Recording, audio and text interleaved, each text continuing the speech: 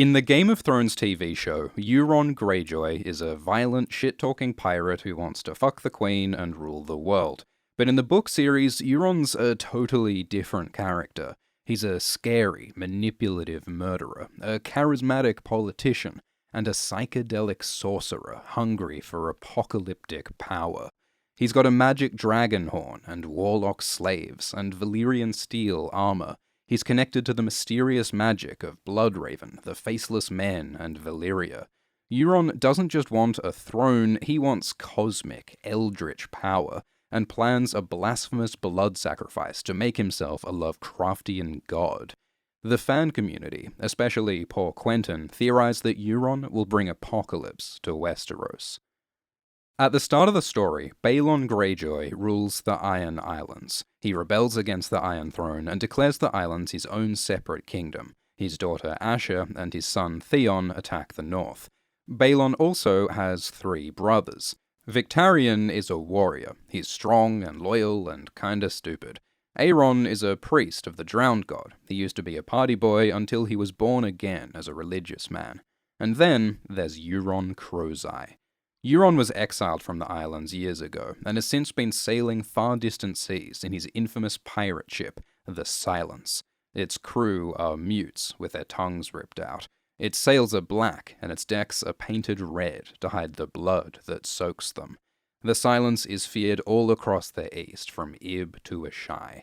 But Euron doesn't appear in the story right away. He's introduced slowly, like the monster in a horror movie, with just rumours and memories to build tension and mystery. Men say terrible things of Euron Greyjoy. Victarion and Aeron hate and fear Euron. Aeron thinks the storm is coming, and its name is Euron Greyjoy.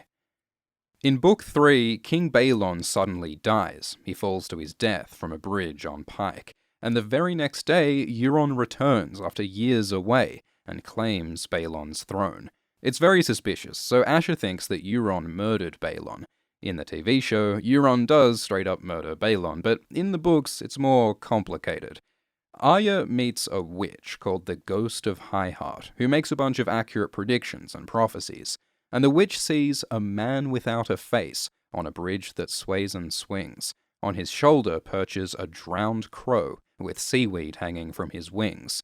Presumably, the man without a face is an assassin of the Faceless Men, and the drowned crow is Euron Greyjoy, meaning that Euron hired a faceless man to kill Balon. Hiring a faceless assassin is expensive, especially if the target is someone important, like King Balon, but it's implied that you can pay the Faceless Men with something other than money, if you sacrifice something that's important to you. Euron claims that he once had a dragon egg. He tried to make it hatch, but got frustrated and threw the egg in the sea. Dragon eggs are super valuable and rare, so would Euron really throw one away? Some fans believe that Euron actually gave the egg to the Faceless Men as payment, so that they would throw Balon in the sea. One way or another, Euron secretly hired a magical assassin to murder his own brother. But publicly, he hides his evil behind a charismatic persona. The real Euron is hidden, which is symbolized by Euron's eye patch. His right eye is described as his smiling eye, the charming, swaggering, magnanimous side. But the eye behind his eye patch is his blood eye, where he hides his full cruelty and sorcery and ambition. By the time the Ironborn see Euron's true face, it's too late. After King Balon dies, the Ironborn hold a Kingsmoot to choose a new king, and Euron uses a combination of politics, murder, and swag to win the Driftwood crown. He rolls up in his infamous ship the Silence, with an entourage of mutes, monsters, and wizards from the east. He hands out treasure from his years of piracy, bribing some rivals and murdering others. He makes grandiose speeches about how badass he is, how he's raided, raped, and looted all over the world, which is the kind of thing the Ironborn respect. In his election speech, Euron says he'll make the Iron Islands great again, evoking their glorious past as conquerors. He shows off his magic horn, Dragonbinder, and says it has the power to bind dragons to his will. Euron plans to sail across the world to Meereen and to steal Daenerys Targaryen's dragons and to use them to take over Westeros. It's a totally crazy plan, so naturally the Ironborn love it and make Euron their king. Euron leads the Ironborn to conquer some nearby islands, cementing his power by giving them some glory. But privately, Euron doesn't care about these islands, or about the Ironborn. He cares only about himself, and everyone else is just a means to an end. Euron wants the world. He wants dragons and woe. And he wants to marry Daenerys. When the Kraken weds the dragon, let all the world beware. So Euron sends his brother Victarion with Dragonbinder to fetch Daenerys. Victarion hates Euron, because years ago Euron had sex with Victarion's wife. Then, because of Victarion's fucked up male pride, Victarion beat his wife to death. This is why Euron was exiled. So Victarion agrees to sail east, but he secretly plans to take Daenerys for himself, as revenge for Euron taking his wife. But Euron knows all about Victarion's resentment and hatred, and he exploits these feelings to manipulate Victarion. Victarion's like a puppet, blind to the tentacles that grasp him, so he'll probably fail to outsmart Euron. We're told that Dragonbinder brings dragons not to the person who blows the horn, but to the horn's true master, and Euron is the master here. So, one way or another, it looks likely that Victarion will die so that Euron can get at Daenerys. Euron might steal the dragon Viserion, like the Night King does in the TV show. So, this is how Euron operates. He exploits people's hopes and fears to make them his slaves in his quest for power and woe. Euron uses and abuses his family and his people, and now he wants the world. But how did Euron Greyjoy, an Ironborn Reaver, become obsessed with dragons and world domination? How did Euron become the Crow's Eye? Euron says that when he was a boy, he dreamed that he could fly. When he woke, his maester said he couldn't fly, but what if he lied? Maybe we all can fly. How will we know unless we leap from some tall tower? This story is almost identical to how Bran Stark discovers magic. When Bran is a boy, he falls from a tall tower. Then he dreams that he can fly. The three-eyed crow visits his dream and opens Bran's third eye to his magic. When Bran wakes up, he can't fly. His maester says he can't learn magic. But the maester is wrong, and Bran learns magic from the three-eyed crow, aka Bloodraven, who is way creepier in the books. So these flying dream stories are too similar to be a coincidence. Bloodraven is called the Three-Eyed Crow, and Euron is called the Crow's Eye.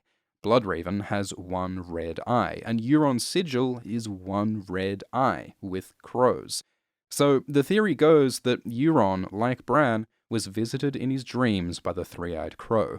In Bran's dream, he sees the bones of 1,000 other dreamers. So it looks like Bloodraven has tried out a bunch of potential students, but most failed or died. Maybe Euron was one of those students. Maybe when Bloodraven visited Euron's dreams, he saw how crazy and cruel Euron is and decided not to teach him magic. But the damage was done. Euron went rogue with his third eye opened. Bloodraven and Bran are greenseers with the power to skin change, to enter the mind of another creature. We don't know if Euron has that power, but it would make sense if he did. Because Euron gives Victarion a mute, dusky woman to go east with him, and fans speculate that she's spying for Euron.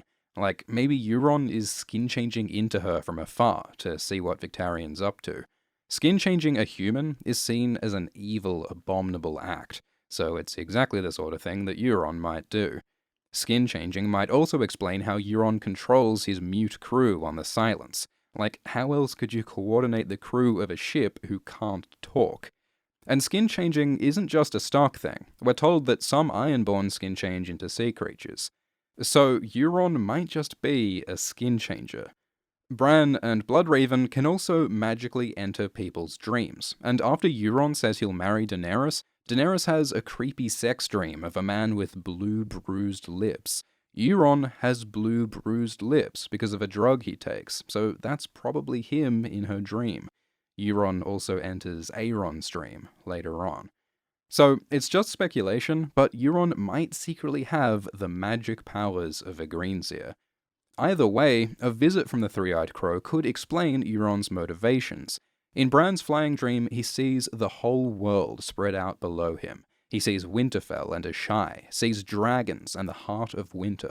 Maybe Euron saw the same things, and when he saw dragons and magic and the whole world spread out below him, he wanted it all. Euron tasted godlike magic power, and ever since, he'll stop at nothing to get more. Euron travels to some of the most magic and mysterious places in the world. He says he sailed to Asshai by the Shadow, right at the edge of the map, and saw wonders and terrors beyond imagining. Lots of the most powerful sorcerers in the story learned magic in Asshai. Melisandre, Quaithe, Marwyn, Mirri Maz Duur all went there. Asshai is like Hogwarts for edgelords, full of shadowbinders and blood mages casting dark spells in the night. And right by Asshai is Stygai, the mysterious heart of darkness where even shadowbinders fear to tread. Maybe Euron dared to enter the Corpse City and found some evil power there. Euron also says he sailed to Valyria, the smoking, demon-haunted ruins of the ancient Dragon Lords. People say it's impossible to visit Valyria and survive, but Euron does have that Valyrian steel armor and that Valyrian horn. The old Valyrian Empire used dragons and slavery to conquer the world, which might have inspired Euron to do the same thing. So it seems that after Euron dreamed that he could fly, he traveled the world in search of magic power and developed his ambitions for world domination. At some point, Euron captured some warlocks from Qarth. The warlocks had just been defeated by Daenerys, and they were out to get revenge, but Euron captured them and took their Shade of the Evening. Shade of the Evening is a psychedelic drug that gives visions of pasts and futures. Euron got really into the Shade, to the point where it stains his lips blue and bruised. Euron says that the Shade opens his eyes, that there's more truth in it than in all the gods of Earth. Euron believes that gods and morality are lies, and he commits horrific crimes just to prove that no god can stop him. It's revealed that Euron murdered 3 of his own brothers. As well as Balon, he killed Harlon and Robin Greyjoy when they were young. The Ironborn see kinslaying as the most evil crime, so after Euron choked the life from Harlon, he pissed into the sea, waiting for a god to strike him down, and none did. Gods are lies, he says, and men are meat. By breaking the laws of gods and men, Euron feels like a god himself, so Euron constantly mocks and perverts everything that people hold sacred. He kinslays, blasphemes, breaks every taboo just because he can. It turns out that the reason why Aeron is so afraid of Euron is that when they were young, Euron sexually abused him. Euron says he taught Aeron how to pray, because Aeron would pray in terror when Euron came to visit in the night. Euron learned that sadistic cruelty gets him worship. When he terrorizes the East in the silence, murdering and raping, men pray.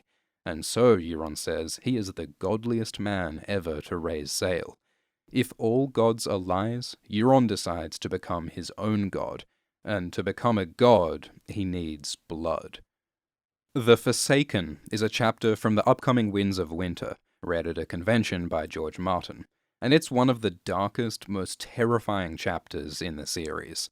Euron imprisons Aeron and tortures him physically and psychologically. He forces him to drink Shade of the Evening, and Aeron has nightmarish visions of dead brothers and dead gods. Euron appears and says these are the last days, when the world shall be broken and remade. A new god shall be born from the graves and charnel pits. Euron's hidden blood eye is finally revealed in all of its horror and ambition. I am your king, he says. I am your god. After the vision, we see Euron imprisoning priests of all different religions. As well as Aeron, he has priests of the Seven with their tongues ripped out. He has a red priest with a burned-off face. He rips the legs off a warlock. And he has this girl called Thalia. Euron seduces Thalia and impregnates her and says she'll be his wife, and she's happy and excited, but then Euron rips out her tongue. Euron ties Thalia and Aeron and the priests to the front of his ships, as Euron and the Ironborn sail into battle against an enemy fleet. Blood is power. In this world, there's magic in death and sacrifice, so Euron plans a blasphemous massacre of unimaginable scale. This battle will kill his imprisoned priests and his brother, and kill Thalia and their unborn child. It'll kill the enemy fleet, and probably his own fleet, in a catastrophic orgy of death. Aeron dreams of Ironborn ships burning on a boiling blood-red sea. This carnage might summon krakens from the deep. In Aeron's vision, krakens come at Euron's command, and we're told that krakens can be drawn to the water's surface by blood. These visions show a blood-red sea. But Euron wants this massacre to make him a god. He knows that death and fear give him power and prayers. He knows there's magic in the holy blood of priests, and in the king's blood of his unborn child. This battle is a giant blood magic ritual. Euron will gorge on the deaths of thousands to transform into a terrible godlike being.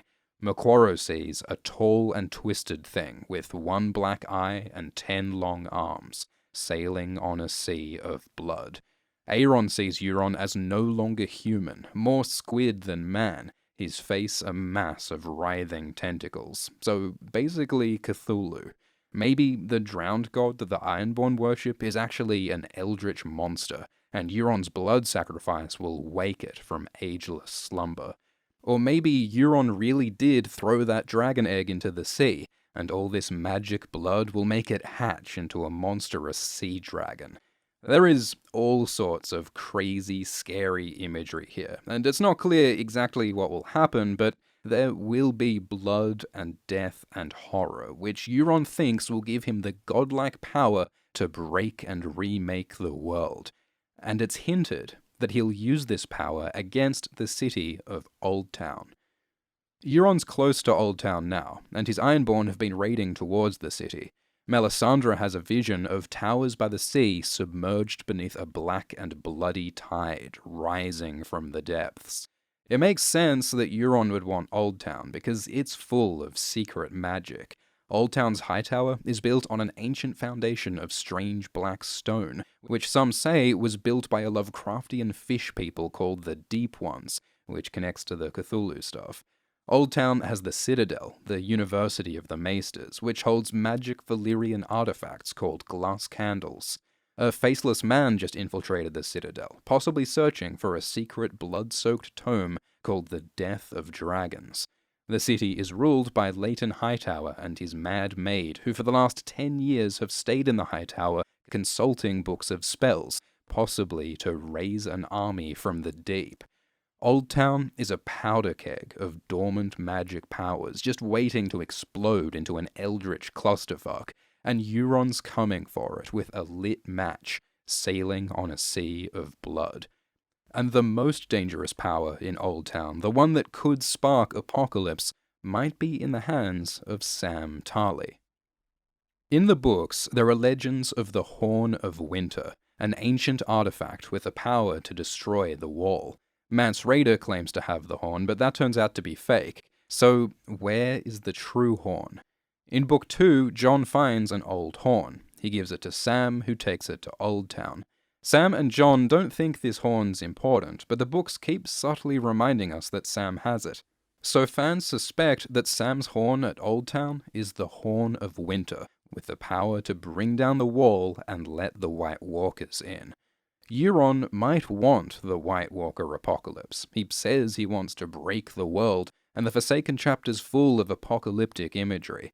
Euron may have learned about the White Walkers in his flying dream, just like when Bran sees the Heart of Winter at the end of the world. It's said that the White Walkers will bring a long night that never ends. And Euron's often described in terms of night and darkness.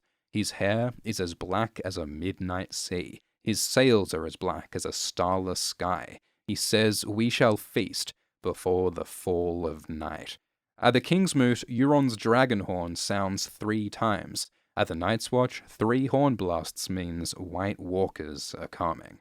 Euron may be the harbinger of apocalypse. According to Eastern legend, the first long night was caused by the Bloodstone Emperor. And this ancient emperor is very similar to Euron. The emperor murdered his older sibling to take her throne, just like Euron murders Balon for his throne. The emperor practiced dark arts, torture, slavery, and cannibalism, just like Euron practices dark arts, torture, slavery, and cannibalism. The emperor cast down the true gods, like Euron mocks and attacks the gods. And the emperor worshipped a creepy black stone. Just like the Ironborn throne and the Hightower Foundation and the city of Ashai are all made of creepy black stone. The Bloodstone Emperor married a tiger woman, which might be kind of like Euron wanting to marry the dragon woman Daenerys. The sister who the emperor usurped was called the Amethyst Empress, and as Euron points out, Daenerys' eyes are amethysts. Euron's hidden eye is called his Blood Eye, which fits with the Bloodstone Emperor. So there are lots of strong connections between Euron and the Bloodstone Emperor, the guy who caused the first Long Night when the White Walkers came for the first time. It's all happening again. When Roderick the Reader talks about Euron, he warns that history is a wheel, and what has happened before will happen again. Euron is the Bloodstone Emperor born again, a figure so addicted to power and blasphemy that he'll bring darkness to the world. Fan theorist Paul Quentin writes that Euron will climb the High Tower in Old Town, another tall tower, and will sound the horn of winter, breaking the wall, bringing the night, and sparking the apocalypse. And after the storm, there'll be silence. The Game of Thrones book series is called A Song of Ice and Fire. Lots of Martin's stories are named after songs, because songs to him represent life and love and memory. Euron represents the opposite of a song. He is silence. His ship is named Silence. He makes people mutes. He silences his brothers with shame, trauma, and murder. He brings literal silence. The first time he enters the story, a sudden silence falls, and when he leaves, silence lingers. Euron's apocalyptic ambitions threaten to silence the Song of Ice and Fire itself. And sure, the White Walkers are probably the true danger, but it's Euron who'll unleash them. Which means the White Walkers aren't just a magical fantasy threat, it's more like climate change, a threat that humans bring onto themselves. Book 2 and Book 3 in the series are called A Clash of Kings and A Storm of Swords, because they're about war. 5 kings fight to control Westeros, and thousands of people die for them. But all of these kings die or fail, so what did the war achieve? Book 4 explores the aftermath of war, and it's called A Feast for Crows, because in the end, the only people who benefit from all the death and chaos are the outlaws and opportunists, the monsters and betrayers who exploit the war for their own gain, like crows feasting on the corpse of Westeros. The bloody mummers raid and rape, Lady Stoneheart murders for vengeance, Littlefinger and the Boltons take over kingdoms, and Euron Greyjoy arises. Westeros is dying, he says. Those who follow me shall feast until the end of their days. Euron Crow's Eye is the crow of the book's title, an embodiment of all the greed, cruelty, and pride that drives the conflict of the whole series. 'Cause like any politician, Euron isn't dangerous by himself. We never see him swing a sword or cast a spell. Euron's powerful because people are scared and ignorant and greedy enough to follow him. The people chose him at the Kingsmoot. The Dark Lord was democratically elected. His evil is our evil. His power comes from the fear, hope, and hate inside us. That's how he manipulates his family, his people, and the world. And that's how Westeros is reduced to corpses and crows. So Euron's story isn't just about dragons and krakens, though those bits will be fucking sick. It's also about how real human impulses lead us all into self-destruction and silence. So TLDR, that goofy pirate on the Dragon Show who talks about fingers in bums is actually the most scary, smart, magical, mysterious, evil motherfucker in Westeros. But we'll have to wait for the next book to see what happens next.